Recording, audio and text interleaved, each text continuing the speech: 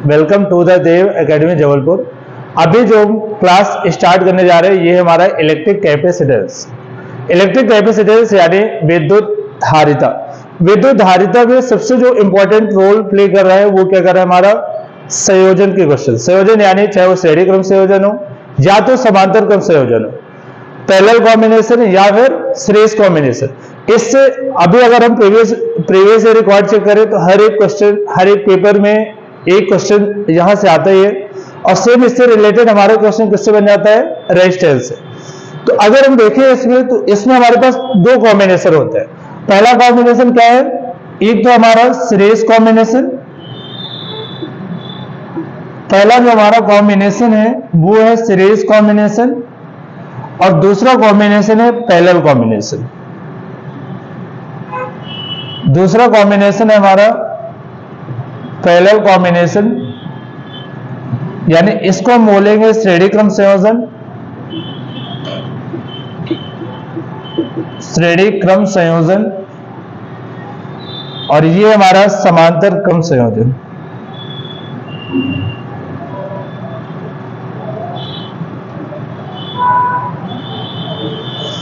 अभी श्रेणी क्रम संयोजन और समांतर क्रम संयोजन में क्या होता है, जैसे अभी अगर हम बात करें तो श्रेणी क्रम का मतलब कोई भी चार्ज या कोई भी बैटरी या कोई भी कैपेसिटेंस को हम किसमें ज्वाइन करना, हमको सीरीज में। जैसे आप लोगों ने देखा होगा टॉर्च में जो सेल आते हैं वो किस कॉम्बिनेशन में होते हैं, सीरीज कॉम्बिनेशन। किस कॉम्बिनेशन में, सीरीज कॉम्बिनेशन में। अगर हम बात करें कैपेसिटेंस को तो हम डिनोट किससे करते हैं, इस कॉम्बिनेशन में कुछ ऐसा डिनोट करते हैं। ये हमारे पास क्या है, सीरीज कॉम्बिनेशन है। क्या हमारे पास ये सीरीज कॉम्बिनेशन है। अब इस सीरीज कॉम्बिनेशन में हम क्या करते हैं, ये हमारे पास 3 कैपेसिटर्स लेते हैं। कितने कैपेसिटर्स, 3 कैपेसिटर्स। 3 कैपेसिटर्स है हमारे पास। इस कैपेसिटर्स में हम क्या करते हैं कि जैसे कोई भी एक कैपेसिटर C1, C2 और C3, ये जो C1 कैपेसिटर है इसमें 2 प्लेट होते हैं। कितने प्लेट, 2 प्लेट है। कौन कौन सी, पहली प्लेट, दूसरी प्लेट, पहली प्लेट, दूसरी प्लेट और पहली प्लेट, दूसरी प्लेट। पहले संधारित्र की दूसरी प्लेट को दूसरे संधारित्र के पहले प्लेट से, किससे, पहले संधारित्र के दूसरी प्लेट को दूसरे संधारित्र के पहले प्लेट से और दूसरे संधारित्र के दूसरी प्लेट को तीसरे संधारित्र के पहले प्लेट से हम क्या करते हैं, ज्वाइन करते हैं। क्लियर है क्या। तो इस तरह से जो हमारा ये बन जाता है, ये क्या बनेगा, सीरीज कॉम्बिनेशन। ये क्या बन जाता है, सीरीज कॉम्बिनेशन।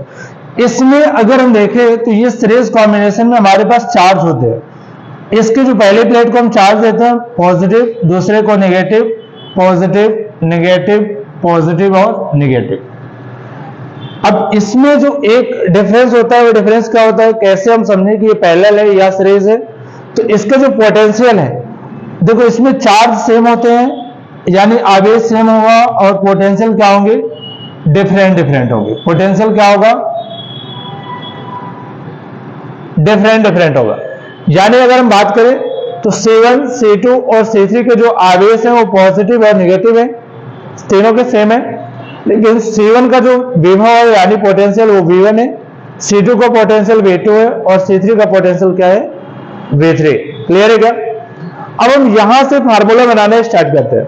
फार्मूला हमारा कैसे बनेगा, अगर हम इसके लिए देखें, किसके लिए, सीरीज कॉम्बिनेशन के लिए। तो हमको पता है कि जो C का फार्मूला होता है, C का फार्मूला क्या होता है, Q/V।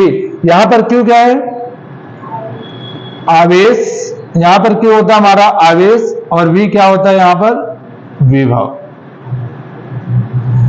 अब यहां से अगर हम देखें तो ये जो हमारे पास यहां पर क्या होता है, जो डिफरेंट होता है, डिफरेंट यानी डिफरेंट क्या दिख रहा है हमको, पोटेंशियल, या तो पोटेंशियल या चार्ज।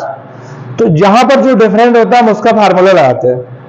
उसका फार्मूला कैसे लगाएंगे, जैसे अगर हम देखें तो यहां पर हम डिफरेंट क्या हमारे पास V है, तो V का फार्मूला क्या बनेगा, Q/C। V का फार्मूला क्या बनेगा, Q/C। तो अगर V = Q/C है तो अगर हम इन सबको देखें तो V1 = क्या बनेगा, Q/C1, V2 =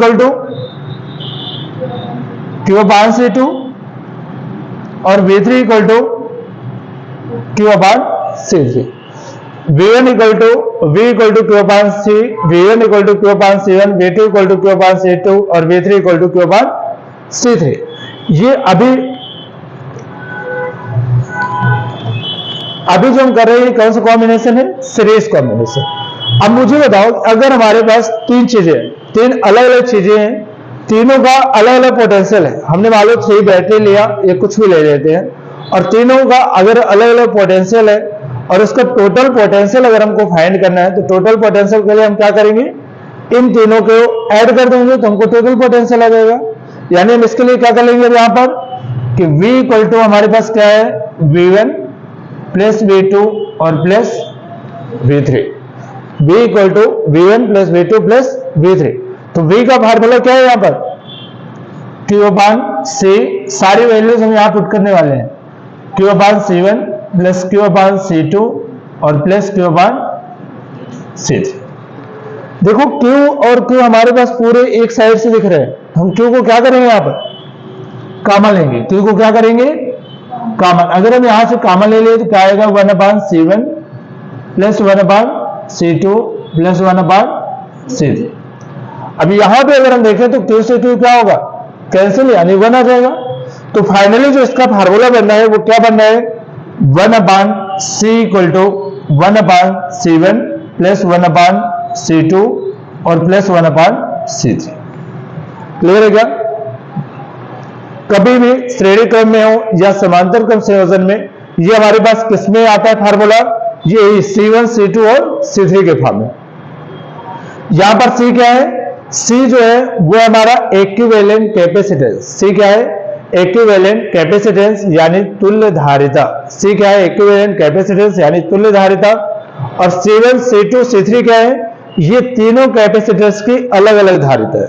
ये क्या है? तीनों कैपेसिटर्स की अलग अलग धारिता, यानी जो हमारे पास 3 संधारित्र हैं इनकी अलग अलग धारिता है।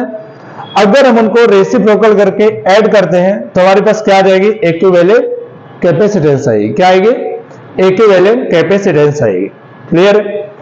तो ये हमारा श्रेणी क्रम संयोजन, यानी श्रेणी क्रम संयोजन के लिए हम कौन से फार्मूले का यूज करने वाले हैं? इसका 1 upon C equal to 1 upon C1 plus 1 upon C2 plus 1 upon C3। Clear है?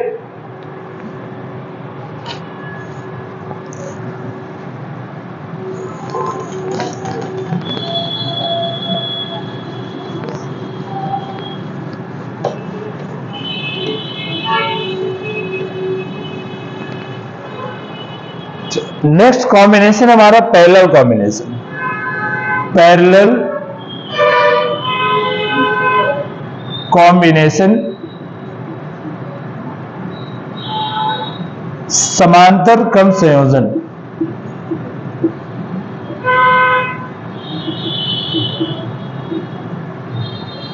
समांतर क्रम संयोजन। अब इस समांतर क्रम, अभी तक तो हम सीरीज कर रहे थे, यानी सीरीज कॉम्बिनेशन में हमने देखा कि कैसे लगे हुए हैं एक के बाद एक, लेकिन पैरेलल आप लोगों ने देखा होगा, जैसे कॉपी की हमारी लाइन जो होती है, पैरेलल का मतलब क्या है? ये लाइन जा रही है, ये लाइन जा रही है, यानी ये कभी एक दूसरे को इंटरसेक्ट नहीं करे, चाहे हम इसको कितनी भी लेंथ बढ़ा दे, यानी ये क्या होती है? कभी भी एक दूसरे को इंटरसेक्ट नहीं करेगी। तो अगर हम देखें पैरेलल की बात करें तो पैरेलल में हमारे पास कैसे बनेंगे कॉम्बिनेशन? पहला तो हमारे पास ये हुआ, पहला कैपेसिटर हमने लिया, ये हमने दूसरा कैपेसिटर लिया और ये हमने तीसरा कैपेसिटर लिया। इन तीनों कैपेसिटर्स को हम किसी एक पॉइंट से ऐड करते हैं, यानी ये जो तीनों कैपेसिटर्स है, तीनों के पहले प्लेट को किसी एक पॉइंट से और दूसरे प्लेट को किसी एक पॉइंट से ऐड करते हैं, और इसको हम क्या कर लेते हैं? पैरेलल कॉम्बिनेशन में हम इसको ऐड कर देते हैं। अब यहां पर जो हमारे पास 3 कैपेसिटर्स हैं वो क्या है? C1, C2 और C3। तीनों के जो चार्ज है, चार्ज यहां पर क्या है? प्लस Q1, यहां पर माइनस Q1, प्लस Q2, यहां पर माइनस Q2, प्लस Q3 और यहां पर माइनस Q3। इसके पहले जो हमने सीरीज कॉम्बिनेशन में देखा, सीरीज कॉम्बिनेशन में क्या था? चार्ज सेम थे, पोटेंशियल डिफरेंट था। पोटेंशियल को हमने V1, V2 और V3 लिया था। अब इसमें क्या हो रहा है? इसमें चार्ज तो डिफरेंट है और पोटेंशियल क्या होगा, सेम होगा। पोटेंशियल क्या होगा, सेम होगा, यानी चार्ज डिफरेंट पोटेंशियल सेम, तो कौन सा कॉम्बिनेशन, पैरेलल कॉम्बिनेशन यानी समांतर क्रम संयोजन। और अगर चार्ज सेम पोटेंशियल डिफरेंस तो हमारा आएगा सीरीज कॉम्बिनेशन यानी श्रेणी क्रम संयोजन। क्लियर है क्या?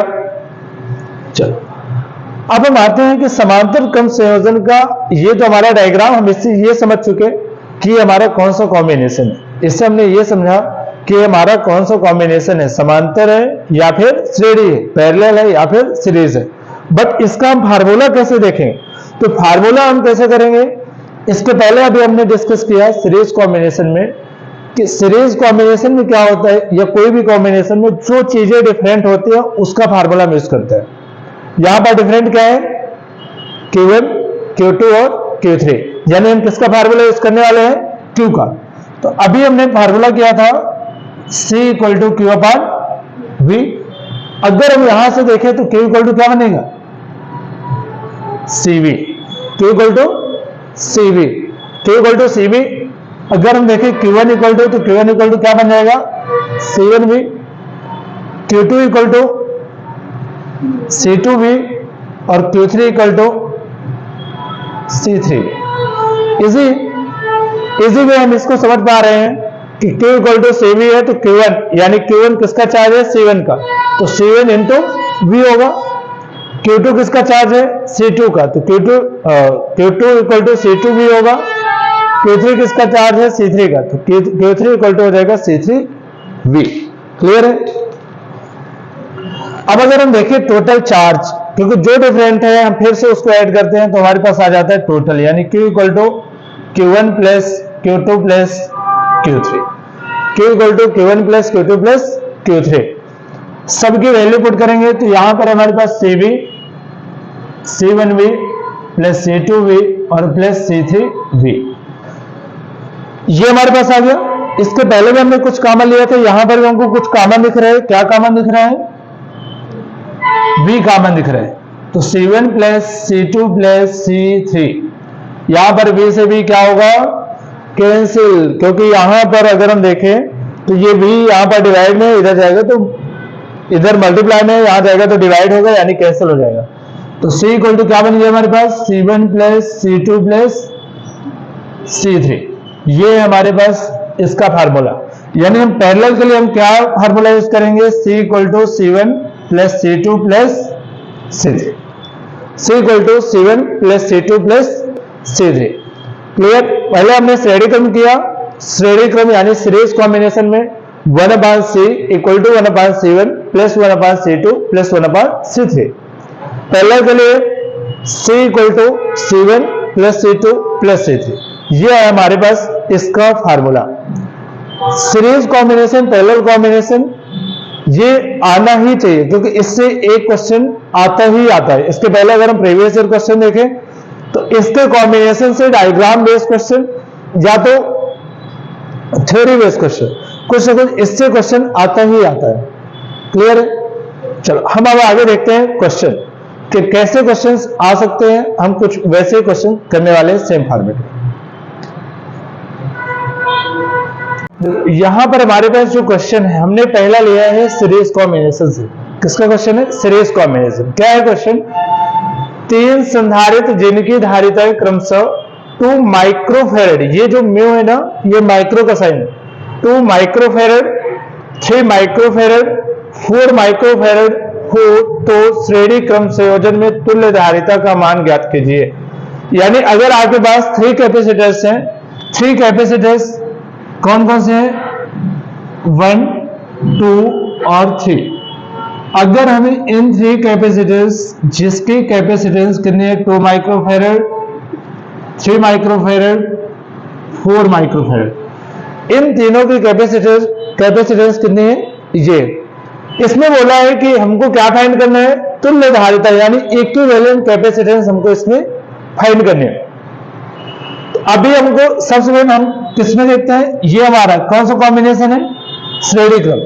हमारे पास 3 वैल्यू की वेन है। 3 वैल्यू क्या है, C1 = 2 माइक्रोफेरेड, C2 = 3 माइक्रोफेरेड और C3 इक्वल टू 4 माइक्रोफेरेड। जब हम आते हैं श्रेणी क्रम में, तो श्रेणी क्रम जैसे ही श्रेणी क्रम आया तो हमारे माइंड में तुरंत सेट हो जाता है कि श्रेणी क्रम का फार्मूला क्या है, क्योंकि हमने एक ही फार्मूला किया है।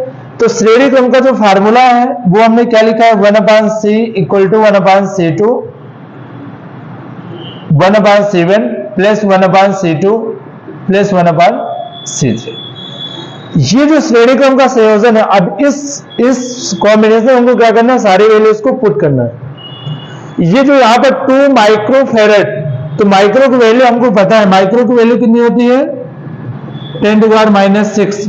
अगर हम बात करें तो इसमें क्या लिखेंगे, 2 × 10⁻⁻6 फेरेड, 3 × 10⁻⁻6 फेरेड और 4 × 10⁻⁻6 फेरेड। तो ये सारे, अब इसमें अगर हमको दिख रहा है तो ये सारे 10⁻⁻6 हमने क्यों लिया, क्योंकि माइक्रो और माइक्रो की वैल्यू होती है 10⁻⁻6। अगर हम इसको देखें तो 1/c 1/c1, C1 की वैल्यू कितनी है। अब देखो दो चीजें कॉमन दिख रहे हैं, माइक्रोफेरेड माइक्रोफेरेड और माइक्रोफेरेड। तो अभी हम माइक्रोफेरेड को नहीं रखते, लास्ट में जो आंसर आएगा उसको हम माइक्रोफेरेड में कर देंगे। तो 1/c अगर हम देखें तो इसमें हमने कर लिया 2 प्लस 1/3 और प्लस 1/4। क्यों हमने नहीं रखा, आप कोई क्लास का एग्जाम तो देने नहीं, हमको वहां पे ऑप्शन में टिक करना है। इससे करने पे शॉर्ट हो जाएगा। अगर हम पूरी वैल्यूज रखेंगे फिर उसका एलसीएम लेंगे तो थोड़ा सा लॉन्ग हो सकता है। तो यहां से क्या जाएगा 1/c। फर्स्ट में हम देखते हैं कि इन तीनों का एलसीएम क्या होगा। किसका एलसीएम, कभी भी अगर हम फ्रैक्शन को ऐड करते हैं यानी भिन्न वाली संख्या को ऐड करते हैं तो उसके लिए हमको एलसीएम की नीड होती है। एलसीएम आप लोगों को फाइंड ऐसा नहीं करना है जैसे आप लोग ये 2 3 4 ऐसा करने लग जाए, सिंपल है। यहां पर हम ये देखते हैं कि जो सबसे बड़ा नंबर है, सबसे बड़ा नंबर क्या है हमारे पास, 4 की हम टेबल रेट करते हैं और ये देखते हैं क्या जो नंबर इसके टेबल में आ रहा है वो इसके और इसके दोनों के टेबल में आ रहा है। तो अगर हम 4 की टेबल रेट करें 4 × 1 = 4, तो 3 के टेबल में नहीं आ रहा है। 4 × 2 = 8, तब भी 3 के टेबल में नहीं आ रहा है। 4 × 3 = 12, अब जो 12 आ रहा है वो 2 × 6 = 12 और 3 × 4 = 12, 4 × 3 = 12, यानी तीनों के टेबल में आ रहा है। तो हमने एलसीएम क्या ले लिया, 12 लिया। क्या लिया एलसीएम, 12 लिया।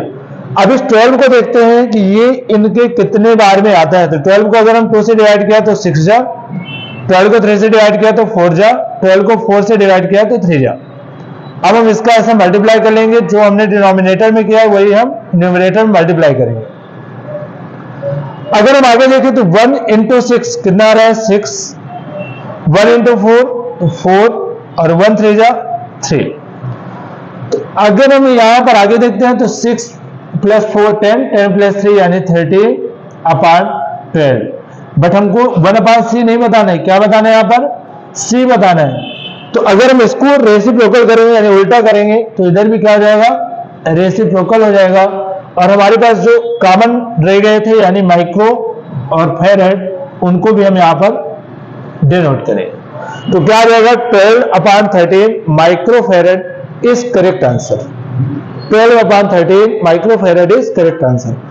क्या किया हमने, अभी तो हम स्टार्टिंग पॉइंट में, इसलिए हमको ऐसा करना पड़ रहा है। अदरवाइज ये क्वेश्चन 20 सेकंड 30 सेकंड या 40 सेकंड में आप सब लोग सॉल्व कर पाएंगे। इसलिए हमको कुछ नहीं देखना, जो वैल्यूज गिवन होती है उसको हम सीधा, ये फार्मूला हमारे माइंड में सेट होना चाहिए, हम यहां रखेंगे। कहां पर, यहां। और इसके बाद हम इसको क्या कर लेंगे, सीधा सॉल्व करेंगे। जब सॉल्व करेंगे, हमने लिया पहला एलसीएम 12, इसको डिनोमिनेटर यानी जो यहां पर डिनोमिनेटर में जो वैल्यू है इससे डिवाइड करते हैं। 12 को 2 से डिवाइड किया तो 6 आया, यानी 2 × 6 = 12, 3 × 4 = 12 और 4 × 3 = 12 आ गया। जिस नंबर का मल्टीप्लाई हम डिनोमिनेटर में करते हैं उसी नंबर का मल्टीप्लाई हमको न्यूमरेटर में करना है। तो यहां पर 6 था, यहां 4 है और यहां पर 3। तो 1 × 6 = 6, 1 × 4 = 4 और 1 × 3 = 3। हमने तीनों को ऐड किया तो 6 + 4 + 3 यानी 13/12 आया। और ये जो 13/12 है वो 1/c की वैल्यू। आपको ऑप्शन में दोनों चीजें दिखेंगी, दोनों चीजें यानी 13/12 भी रहेगा और 12/13, तो कंफ्यूज नहीं होना है। ये हमारे पास 1/c की वैल्यू है। अगर हम इसको उल्टा करेंगे यानी C/1 करेंगे तो ये वैल्यू भी क्या होगी, रेसिप्रोकल हो जाएगी यानी उल्टा हो जाएगी। तो 12/13 माइक्रोफैरड इज करेक्ट आंसर। ये इसका क्या होगा, करेक्ट आंसर होगा।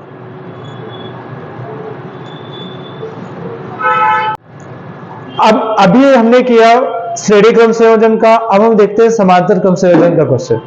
इसमें क्या है, इसमें वही 3 कैपेसिटेंस हैं जिनकी कैपेसिटेंस कितने, 5 पिकोफैरड, 10 पिकोफैरड और 15 पिकोफैरड।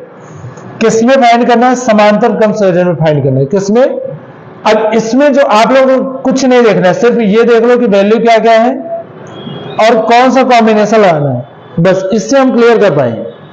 आपको मैं अभी तो डायग्राम बता दे रहा हूं, लेकिन आपको इसमें डायग्राम करने की भी नीड नहीं है। ये 5 पिकोफैरड है, ये 10 पिकोफैरड है और ये हमारे पास 15 पिकोफैरड। मैं बता दे रहा हूं, इसमें डायग्राम बनाने की नहीं, अभी केवल मैं समझाने की उसमें आपको मैं डायग्राम करवा रहा हूं।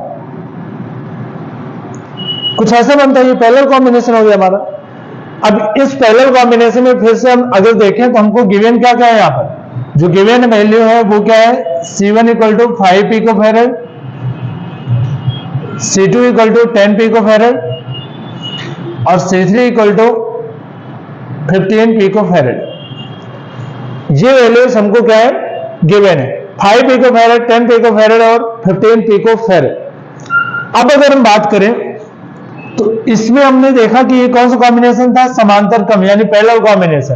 तो पैरेलल कॉम्बिनेशन फार्मूला क्या लगाएंगे, अभी हमने देखा है C = C1 + C2 + C3, C = C1 + C2 + C3, C = C1 + C2 + C3 अगर हम देखें तो C = कितना बन जाएगा, C1 यानी फिर से वही देख पा रहे हैं कि पिकोफैरड पिकोफैरड और पिकोफैरड क्या है, कॉमन है। तो इसको हम क्या कर लेंगे, 5 + 10 और +15 पिकोफैरड, कॉमन वैल्यू हम लास्ट में लिख दिए। तीनों को ऐड करेंगे तो 5 + 10 15, 15 + 15 30 पिकोफैरड। ये आ गया हमारा आंसर। क्या आपको इसको करने में इतना टाइम लगेगा, इसमें तो कुछ देखना ही नहीं है, ना कोई डायग्राम यूज करना है ना कुछ नहीं। हम इसको जब हमसे बनने लग जाते हैं तो हम सीधा क्या करते हैं, हमारे माइंड में तुरंत ये आ जाता है 5 पिकोफैरड 10 15, 5 + 10 + 15 यानी 5 10 15 और 15 15 30। 30 के साथ आपको वहां पर ऑप्शन में हो सकता है कुछ ऐसा दिया रहा हो कि आपको ऑप्शन पहले फर्स्ट ऑप्शन दे दिया कि 30 माइक्रोफैरड, दूसरा आपको 30 पिकोफैरड, थर्ड ऑप्शन है आप लोग पास 30 मिलीफैरड और चौथा ऑप्शन आप लोगों के पास 30 × 10⁻⁻12 फैरड। अब ये जो 4 ऑप्शन है हमारे पास, यहां पर मिलीफैरड नहीं देके ऐसा भी दे सकता है कि 3 × 10⁻11 फैरड। क्या दे रहा है, 3 × 10⁻11 फैरड। अब इसमें से अगर ये पूछ दे कि इनमें से कौन सा रॉन्ग है, क्या पूछ दिया, ये आपको गिवन है, ये यहां तक क्योंकि इतना इजी क्वेश्चन पूछेगा नहीं, इसको तो आप लोग देख के बता दोगे 5 10 15। अब इसमें अगर ये पूछ दिया कि जो हमारे पास 4 ऑप्शन है इसमें से कौन सा ऑप्शन रॉन्ग है, क्या पूछेगा, कौन सा ऑप्शन रॉन्ग है। अब कौन सा ऑप्शन अगर रॉन्ग है तो हम देखें तो ये 30 पिकोफैरड तो हमको वैसे दिख रहा है, यानी ये तो हमने पहले बोल दिया कि ये करेक्ट है, फर्स्ट में तो हमने ये बोल दिया कि ये करेक्ट है। 30 पिकोफैरड है, पिको की वैल्यू कितनी होती है, तो पिको की वैल्यू होती है 10⁻⁻12, यानी अगर हमने देखा कि 10⁻⁻12 है यानी ये आंसर भी क्या हमारा करेक्ट है, तो बी और डी तो करेक्ट है। अब आती है बात ए और सी में, ये दोनों में हम क्लियर हो गए कि ये दोनों हमारे करेक्ट है। हमको क्या बताना है कि कौन सा ऑप्शन रॉन्ग है, कौन सा ऑप्शन रॉन्ग है, यानी बी और डी तो करेक्ट हो गए। अब ए और सी में क्या हो सकता है देखते हैं। ये माइक्रो है और ये पिको है, तो माइक्रो और पिको तो कभी इक्वल हो ही नहीं सकती। क्यों नहीं हो सकती, क्योंकि माइक्रो की वैल्यू कितनी होती है 10⁻⁻6, यानी ये रॉन्ग है। इसको हम कैसे करेक्ट ले सकते हैं, अगर हम देखें इसमें तो ये हमको कैसा दिखेगा, कुछ ऐसा दिख रहा है ये अभी हमको कुछ ऐसा दिख रहा होगा 3 इंटू 10⁻11। क्या हम इसको 30 इंटू 10⁻12 कर सकते हैं? कर सकते हैं। क्यों? क्योंकि अगर हम पॉइंट को, अभी हम देखें तो पॉइंट हमारा यहाँ है, पॉइंट को अगर हम राइट में ले जाते हैं तो पावर क्या होती है? माइनस होती है। पावर क्या होती है? माइनस होती है। इसको हमने ये ज्यूम कर लिया कि ये 3.0 है, और 3.0 अगर पॉइंट को हम राइट में ले जाएंगे तो पावर -11, -1, -12 आ जाएगी। अगर हम इसी पॉइंट को लेफ्ट में ले जाते हैं तो क्या होता है? ये प्लस हो जाता है, यानी हम इसको कुछ ऐसा लिख पा रहे होते, यानी ऐसा। अभी ये तीनों ऑप्शन करेक्ट है, सेम चीजें लिखे हैं, ये भी वही लिखा है, ये भी वही लिखा है और ये भी वही लिखा है। तीनों चीजें क्या है? सेम लिखी है। तो इसमें आपसे इतने छोटे क्वेश्चन तो पूछेगा नहीं कि दे दिया और सीधा पूछ लिया कि तुल्य धारिता का मान बताइए। आप लोगों को पेन ही नहीं उठाना है। क्या करना है? पेन ही नहीं उठाना है, सीधा आंसर बता दोगे। लेकिन उसमें कुछ कंफ्यूज करने के लिए आपसे ये पूछ सकता है कि इसमें कौन सा रॉन्ग है, कौन सा रॉन्ग है, यानी गलत उत्तर बताना है। यहाँ पर कौन सा गलत है? 3 तो सही है, 1 गलत है, यानी हमारा क्या होगा? आंसर होगा। यानी हमारा आंसर जो है, आंसर हमारा कौन सा है? ए नंबर है। कौन सा आंसर है? ए नंबर है। क्लियर है क्या? ऐसे वहां पर एग्जाम में कंफ्यूज किया जाता है। कोई ऐसी बड़ी चीजें नहीं पूछी जाती जो आप लोग नहीं कर पाओ, क्योंकि विद इन टाइम हमको 2 घंटे में 100 क्वेश्चन करना है, यानी 120 मिनट में अगर 100 क्वेश्चन करना है तो हर एक क्वेश्चन के लिए अगर हम देखें तो 1 मिनट है या थोड़ा सा हम ज्यादा दे सकते हैं। ठीक है, तो अगर 1 मिनट में क्वेश्चन करना है तो आप लोग क्वेश्चन इजी पूछे जाते हैं। बस यही है कि क्या किया जाता है? थोड़ा सा कंफ्यूज किया जाता है। उसी क्वेश्चन क्या किया जाता है? घुमा दिया जाता है। अब आप लोग सोचे अरे गलत है तो आंसर कैसे हो गए? क्वेश्चन में पूछा ही है कि गलत आंसर कौन सा है, इनमें से गलत कौन सा है। तो इनमें से अगर गलत पूछ दिया तो आपको ये बताना है, अगर सही पूछा है तो आपको फिर और क्या ऑप्शन दे सकता था इसमें हमारे पास और ऑप्शन सही पूछने के लिए हम क्या करते? ये तो हमारे गलत वाले ऑप्शन हो गए। सही के लिए अगर पूछता तो हमारे पास और भी ऑप्शन हो जाते। क्या ऑप्शन होते?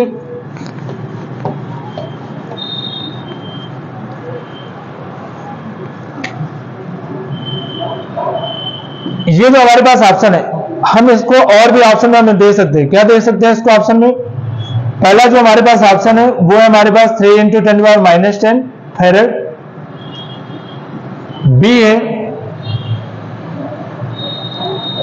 300 इंटू 10⁻12 फैरेड। सी है हमारे पास 300 इंटू 10⁻10 फैरेड। और डी है 3 इंटू 10⁻12 फैरेड। अब यहां से हम ऐसा पूछ सकते हैं कि ये पूछे तुल्य धारिता का मान बताइए, तो तुल्य धारिता का मान, तुल्य धारिता तो हमने फाइंड कर लिया कि हमारे पास क्या आ गया? 30 पिकोफैरेड आंसर है। हमको आंसर क्लियर है कि 30 पिकोफैरेड है, लेकिन हमारे ऑप्शन में कहीं नहीं। हमने तो आंसर फाइंड कर लिया, फाइंड आंसर ये हमने किया कि 30 पिकोफैरेड है, लेकिन ऑप्शन में कहीं नहीं है। तो आपको कंफ्यूज नहीं होना है। हमको पता है कि 3 इसकी वैल्यू कितनी होती है? 10⁻12। अब अगर हम 10⁻12 देखें तो इसकी वैल्यू कितनी आ रही है? 30 इंटू 10⁻12 फैरेड। क्या ये ऑप्शन है कहीं?